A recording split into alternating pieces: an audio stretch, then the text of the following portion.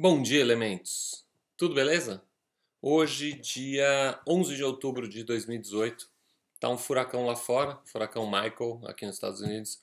Então eu fiquei em casa e resolvi gravar um vídeo para vocês, porque eu passei a manhã inteira pensando num assunto que está gerando bastante polêmica aí nas redes sociais, inclusive em alguns grupos de WhatsApp que eu participo, em que eu acho que vale a pena a gente deixar aqui as nossas ideias, daqui do trio de elementos, que é o assunto super polêmico da precificação. Exatamente, esse é assunto que só dá briga, todo mundo reclama e tal. Existe muita gente achando erroneamente que a precificação tem a ver apenas com o mercado que você atua, com a cidade que você está. É muito comum eu escutar muitas muitas perguntas dos meus alunos de coaching ou nos workshops que eu dou e nos workshops que a gente como Elements dá, o pessoal falando assim: ah, mas na minha cidade não dá para cobrar isso, mas na minha cidade não dá para cobrar aquilo. Ah, a realidade aqui na cidade tal é bastante diferente, isso aí não funciona. Eu acho que está tendo um engano por aqui. Vamos lá, vamos conversar um pouquinho sobre isso? Hoje em dia, eu tenho visto os fotógrafos precificando usando três técnicas que a gente aqui no MBA Fotográfico brinca, a gente chama elas de técnica ninja. A técnica ninja número um, que é quanto que a galera está cobrando. Ou seja, o fotógrafo vai lá, faz uma pesquisa de mercado, muitas vezes usando de caminhos não muito bacanas, do tipo fingir que é um casal de noivos para ligar e pedir o preço do concorrente, mas vamos deixar isso de lado. A galera faz uma pesquisa e descobre então quanto que a turma da cidade dela está cobrando, e digamos que o fulano cobra 3.500, o outro cobra 4.000, o outro cobra 4.500. Ela dá uma analisada e vai normalmente na média, ou se está começando vai um pouquinho mais abaixo e etc e tal. E vamos confessar, todos nós aqui, não adianta se esconder aí que eu sei, já fizemos um pouquinho disso na nossa técnica de precificação. A segunda técnica ninja é aquela que fala quanto o cliente está pagando. Então o fotógrafo vai lá, coloca um preço no seu trabalho. Se o cliente paga, ele aumenta. Se o cliente paga, ele aumenta. Se o cliente paga, ele aumenta de novo. O cliente para de pagar e ele abaixa. E aí entra a crise e o cliente realmente para de pagar e ele tem que abaixar muito para começar a vender. Isso aconteceu muito forte, muito recentemente, com a crise que o Brasil anda passando. A terceira técnica ninja é aquela que fala quanto eu acho que eu valho. Então ele faz uma análise aí da fotografia dele e de como é que está o mercado dele, etc e tal, e coloca um preço para o trabalho dele de acordo com quanto ele acha que ele vale. Ah, eu quero fazer só 15 casamentos por ano. Então, para isso, eu preciso ganhar no mínimo 7.000 reais por casamento. E ele vai lá e bota o preço dele, etc e tal.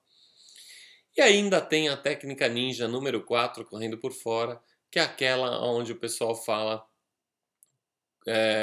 ele dá uma misturada nas três técnicas ninjas anteriores e puxa magicamente o preço dele, etc e tal.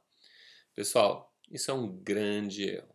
É um grande erro e a gente tem aqui no MBA Fotográfico vários coaches e vários alunos nossos que a gente está tendo um trabalhão danado para tentar tirar eles do buraco que esse tipo de técnica te coloca. Precificação, gente, é um assunto muito sério, muito sério. A gente teve que estudar N técnicas de economia, N coisas por aí de marketing, etc e tal, para tentar afunilar isso tudo na super aula que a gente tem de precificação lá no MBA Fotográfico. Mas eu vou tentar melhorar isso e vou tentar dar uma resumida nisso para te dar uma ideia. Para precificar o seu produto, não existe outra forma sem que você tenha feito antes de qualquer uma daquelas outras técnicas ninjas o pior trabalho de todos, que é sentar o bumbum na cadeira e literalmente listar todos os seus custos. E aí é onde a maioria da galera erra. Ao analisar os seus custos, esquece, ou sem propósito, ou muitos propositadamente, de listar muitos dos seus custos. Eu vou dar um exemplo. No seu preço, no preço do seu trabalho, está incluído a conta do seu telefone? Peguei esse que era o que estava aqui mais perto. No meu tá. Por quê? Porque o meu telefone eu uso basicamente para trabalhar. São pouquíssimas as vezes que eu uso o meu telefone para falar com a minha família, para falar com outras pessoas. Normalmente, 90 e poucos por cento do uso do meu telefone é dedicado ao escritório, a atender clientes, a ligar para fornecedores, etc e tal. Então, a conta de telefone do meu telefone está na conta do meu cliente, ou seja, faz parte da precificação do meu trabalho. A gasolina que você usa para ir até o laboratório está contabilizada na precificação do seu trabalho? Se não, o que acontece? Você está cobrando menos do que você deveria por um trabalho, porque aquilo é parte do custo de execução daquele trabalho. A lavanderia que você põe para colocar o seu terno, você deve estar rindo e falando, não, Fábio enlouqueceu. Não, gente, eu não uso terno no dia a dia. Tá aqui, ó, tô de camiseta. Mas se você usa terno para trabalhar, ele é uma ferramenta de trabalho. Essa ferramenta de trabalho tem que fazer parte da sua composição de preço. O aluguel do seu espaço de trabalho. Ah, Fábio, mas eu trabalho em casa. Tudo bem, mas se você não trabalhasse em casa e você precisasse alugar um estúdio para trabalhar, você não ia ter um custo. Então, você se enganar dizendo que você trabalha em casa e que aquilo não tem um custo é o começo de um grande erro, porque senão o que vai acontecer? Você vai cobrar menos do que você devia e lá na frente você não vai conseguir pagar o aluguel da sua casa, você não vai conseguir pagar a sua conta de telefone e uma série de outras coisas que fazem parte do seu custo e que você está se enganando ao deixar de lado. A nossa planilha sobre precificação tem mais de 100 itens onde você tem que colocar cada um dos custos que você tem, inclusive educacionais. Por exemplo, você vai uma vez por ano ao Wedding Brasil. Quanto custa a sua ida ao Wedding Brasil? Quanto que você paga de passagem? Quanto que você paga de hospedagem? Quanto que você paga o passaporte do congresso, etc e tal? Isso é custo da sua profissão, certo? Você não faria aqueles custos se você não fosse fotógrafo de eventos ou de casamento. Então é importante que todos os detalhes, e aí eu falo, gente, demora muito, você tem que efetivamente sentar.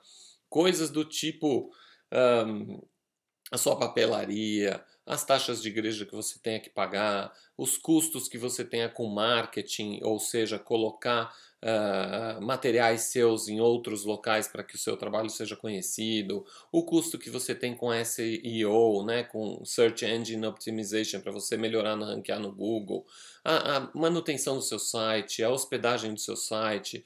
São tantas coisas que você tem que elencar na sua planilha de custo que não tem outra forma do que efetivamente sentar e planilhar isso de uma forma tal até que você tenha em um lugar todos os seus custos fixos, que são aqueles custos que vão acontecer, por exemplo, o telefone, o Ed em Brasil, etc e tal, você pegando um trabalho ou não, e numa outra pedaço da planilha você elencar os seus custos variáveis, que são aqueles custos que só acontecem caso o trabalho aconteça. Por exemplo, o transporte da sua casa até o local do trabalho naquele dia específico, eventuais taxas de igreja, lavanderia do terno, por exemplo. A compra do terno é um custo fixo, a lavanderia do terno é um custo variável, porque só acontece se o trabalho acontecer. O valet parking que você vai pagar lá na porta e etc e tal.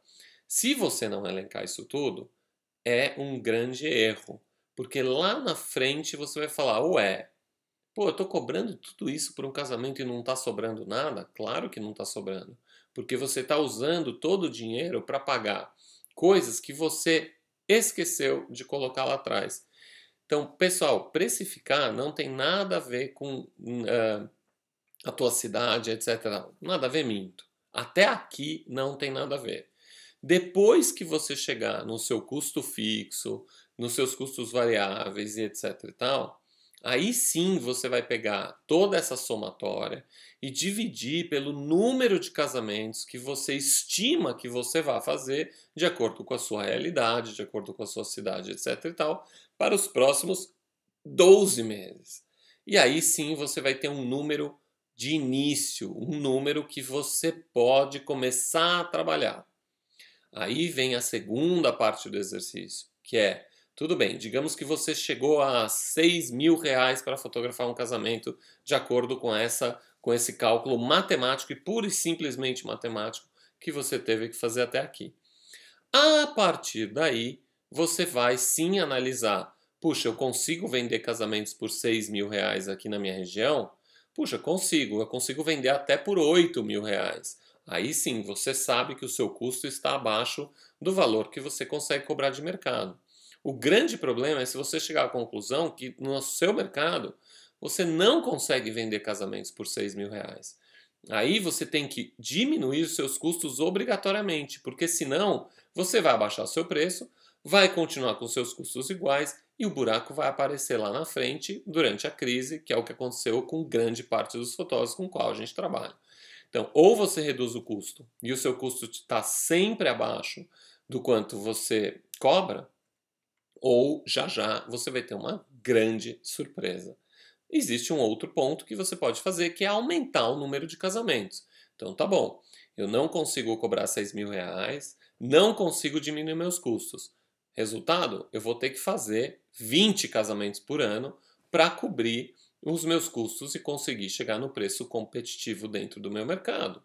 Então você vai ter que investir talvez um pouco mais em marketing, você vai ter que investir em relacionamento, você vai ter que melhorar o seu trabalho, vai ter que fazer N coisas para que você consiga então fazer os 20 casamentos. Porque de nada adianta projetar os 20 casamentos e você também não conseguir fazer os 20 casamentos. Só nesse último pedaço é que vai entrar então em questão a cidade onde você mora e etc e tal, para você apenas poder ver se aquele preço que os seus cálculos matemáticos te deram é viável ou não. Se não for viável, muito bem, volta na planilha, corta custos, melhora tudo isso e não adianta se enganar com o corte de custos, etc e tal, e estipula o seu preço. Se for maior, beleza, analisa isso como é o marketing, como que a cidade comporta, como que você vai conseguir vender por aquele valor e etc e tal, e bons negócios. Então, há um erro muito grave aí de se esquecer desta primeira parte e de colocar um preço de trabalho ou por hora ou por quanto meu colega está cobrando, etc e tal. Por hora, normalmente você não está considerando N custos que você tem. Existe, claro, uma forma. Se você chegar à conclusão de todos os seus custos e chegar à conclusão que a somatória dos seus custos fixos é de R$ 100.000 anuais, e aí a minha dica é que você faça esse cálculo por ano, e você vai então dividir R$ 100 anuais por X horas e vai estipular o preço da sua hora. Mas eu não concordo muito com isso, porque eu acho que fotografia não é um commodity, não é uma coisa que a gente pode cobrar por hora, e sim é uma coisa que pode variar muito. Eu vou dar um exemplo. Um batizado normalmente dura 4 horas para fazer, certo? Entre você chegar, fotografar o batizado, fotografar a recepçãozinha e ir embora. E um aniversário infantil dura 4 horas para fazer, não dura? Será mesmo que os dois valem a mesma coisa? Ou será que um batizado que acontece uma única vez na vida e é um momento muito importante da vida de alguém, deve ser cobrado pelo mesmo valor de que uma festa infantil que acontece uma vez por ano e etc e tal, e que é uma coisa muito mais corriqueira, onde com certeza investe-se muito menos? Apesar de você ter gastado o mesmo número de horas para fazer um ou outro, será efetivamente que você deve cobrar o mesmo preço para as duas coisas? Então, eu não concordo com o sistema de horas. Eu prefiro analisar totalmente os seus custos, a realidade da sua cidade, quantos eventos você precisa fazer por ano, quantos eventos de cada tipo daqueles que o teu estúdio oferece você vai fazer por ano, do que cobrar por hora. Porque, por exemplo, um batizado, digamos que eu cobre R$ 1.000 e eu levei 4 horas. Ah, então um casamento que eu levo 12 horas eu vou cobrar R$ 3.000? Não. É outro nível, é outra proporção de trabalho, são outras responsabilidades, e aí vai.